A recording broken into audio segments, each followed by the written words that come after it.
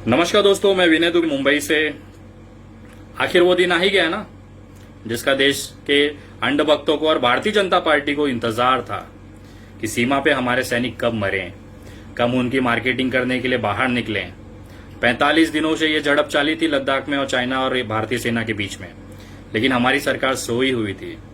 एक 1.5 फुटिया के सैनिक आते हैं, हमारे सैनिकों को मार के चले जाते हैं, और वो सैनिक आते हैं जिनकी पूरी आंख तक नहीं खुलती है ठीक से।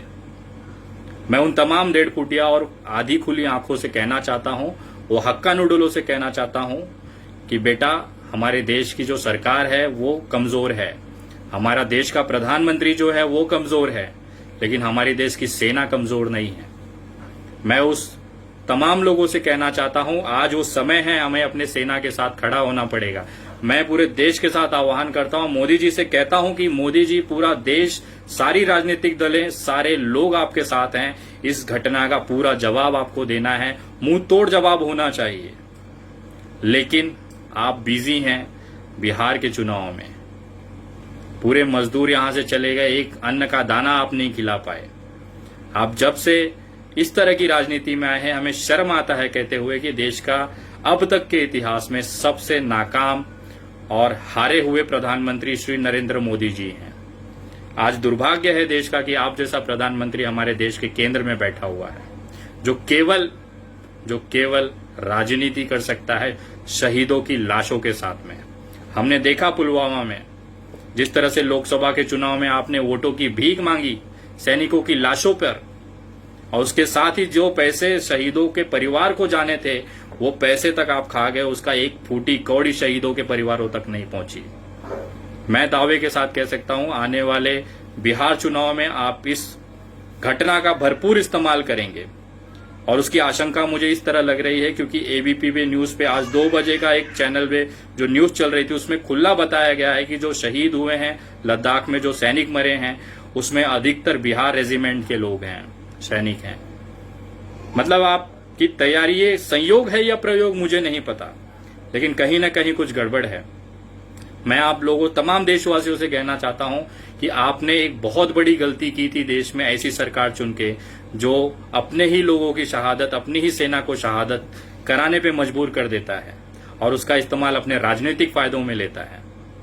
मैं बताना चाहता हूं, इसमें केवल भारतीय जनता पार्टी जिम्मेदार नहीं है, देश का हर वो व्यक्ति जिम्मेदार है जिसने इस पार्टी को मतदान दिया है, क्योंकि आज उन्हीं की गलतियों की सजा पूरा देश भुगत रहा है।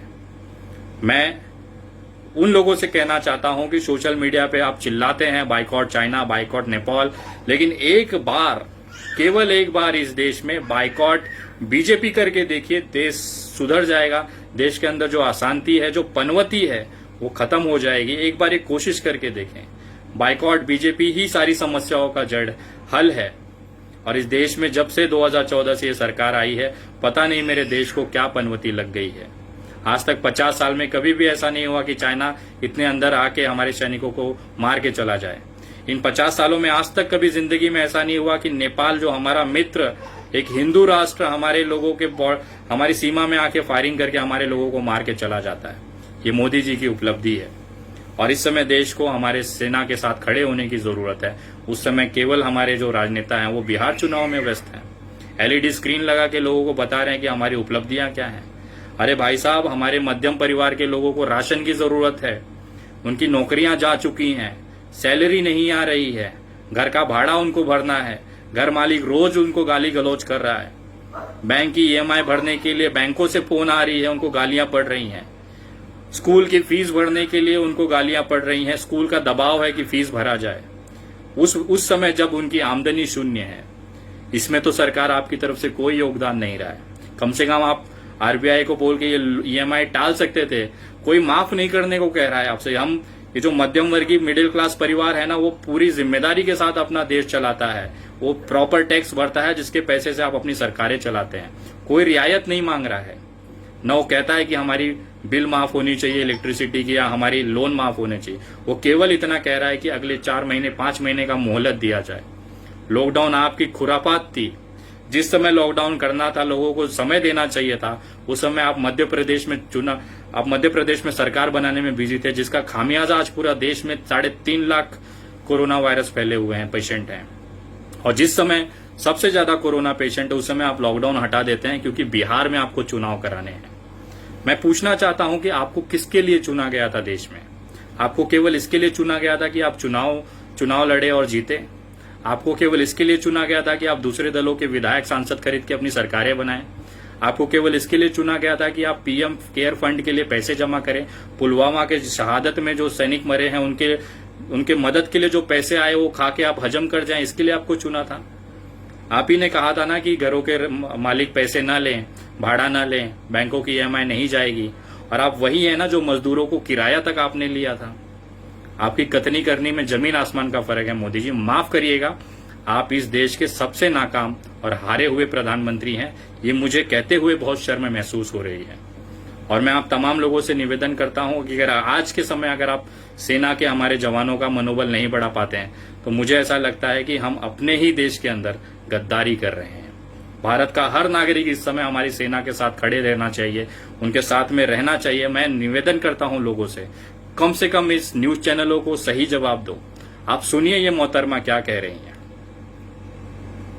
अगर आप पहले दिन से उन सवालों को हम उसका विश्लेषण करें रोहित, तो उसमें ये सवाल उठाना कि चीनी सेना हमारे जमीन पर आ गई और हम सोते रहे, ये सरकार पर सवाल नहीं होता है, ये सेना पर ही सवाल होता है। क्योंकि पेट्रोलिंग की ड्यूटी सरकार की नहीं होती है, सेना की होती है। और हमारे देश में सेना की कोई इतनी आजादी है, हमारे अर्धसैनिक बलों को भी आजादी है कि वो जो पेट्रोलिंग ड्यूटी कर रहे हैं उसके लिए किसी पॉलिटिकल मास्टर से अपने कमांड नहीं लेते हैं।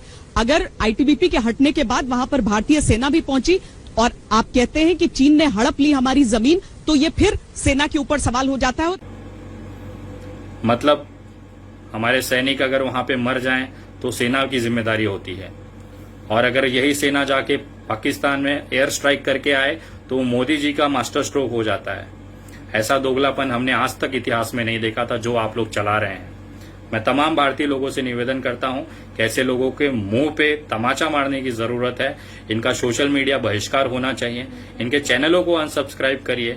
ये देश के साथ नहीं है, ये केवल मोदी जी के तलवे चाटने में बिजी हैं। और मैं निवेदन करता हूं कि देश के जनता को ये समझना चाहिए कि हमने जो गलतियां की हैं अब उसे सुधारने का मौका हमारे पास आने वाला है, तो उस पर थोड़ा ध्यान दें। और इस जैसे लोगों को, इस जैसी सरकार को, जो भारत की सरकार गरीबों की सरकार है ही नहीं, किसी अमीरों के लाखों करोड़ों रुपए माफ कर सकते हैं लेकिन मध्यम वर्ग की परिवार की ईएमआई रोकने के लिए एक ऑर्डर नहीं निकाल सकते हैं। ये बैंकों को ये नहीं कह सकते कि आप ईएमआई 3 महीने 4 महीने बाद लो। ये इलेक्ट्रिसिटी बिल के लिए नहीं कह सकते कि आप 4 महीने बाद भरो। ये स्कूल को बंदिशें नहीं डाल सकते कि आप अभी उनसे फीस मत लो। अभी कहां से किसी का रोजगार चल रहा है? और जिसके पास नौकरियां बची थी वो भी जा चुकी हैं। और मैं दावे के साथ कह सकता हूं ये स्कूल फीस तभी तक ली जाएगी जब तक सारे लोग उसके पैसे ना भर दें। और जैसे ही एक बार ये फीस भर दिया जाएगा, स्कूलों को लॉकडाउन में बंद कर दिया जाएगा, ये बताते हुए कि कोरोना संक्रमण फैल रहा है। आपने फीस भर दी लेकिन बच्चे स्कूल नहीं जाएंगे। मैं ये दावे के साथ कह सकता हूं क्योंकि अधिकतर जो स्कूलें हैं वो राजनेताओं के हैं, नेताओं के हैं, उनके संरक्षण में चलते हैं। एक बार उनको पैसा मिल गया वो लॉकडाउन में ये स्कूलें बंद कर देंगे। और मुझे ऐसा लगता है कि हमारे बच्चों को फिलहाल इस समय स्कूल नहीं भेजना चाहिए। मेरे बच्चे अनपढ़ रह जाएंगे चलेगा, लेकिन कम से कम जिंदा रहेंगे। मैं इस साल अपने बच्चों को स्कूल नहीं भेजूंगा, ना ही उसकी कोई प्रक्रिया करूंगा। मैं घर से उनको पढ़ाऊंगा, उनको डिजिटल एजुकेशन देने की कोशिश करूंगा, लेकिन उनकी जान हथेली पे रख के मैं उनको स्कूल नहीं भेजूंगा। और उस समय जब देश का 3.5 लाख के ऊपर कोरोना वायरस है, मैं तब तक अपने बच्चों को नहीं भेजूंगा जब तक इस देश में एक भी कोरोना पेशेंट जिंदा रह गया। जब तक देश में 0 कोरोना पेशेंट नहीं होंगे मैं अपने बच्चों को स्कूल नहीं भेजूंगा, क्योंकि ये बच्चे बहुत छोटे हैं, ये कभी भी सोशल डिस्टेंसिंग का पालन नहीं करेंगे। और हमारे लिए सबसे बड़ी खतरा हमारी जिंदगी, हमारी मेहनत है, हमारे बच्चे हैं। मैं उनसे जान के साथ खिलवाड़ नहीं कर सकता। तो कृपया मुझे माफ करें, मैं बागी तो बागी ही सही, मैं दंगाई तो दंगाई ही सही, लेकिन मैं अपने बच्चों की कुर्बानी इस सरकार के जेब भरने के लिए तो बिल्कुल नहीं दूंगा। आप लोग सुरक्षित रहें, अपना ध्यान रखें और मजबूती के साथ आवाज उठाएं। देश के लिए जरूर आवाज उठाएं, देश के साथ रहें, अपनी सेना के साथ रहें। हम सब आपके साथ हैं। कृपया आप बिंदास होकर, सेना को मैं कहना चाहता हूं पूरा देश आपके साथ खड़ा है। जय हिंद, जय महाराष्ट्र।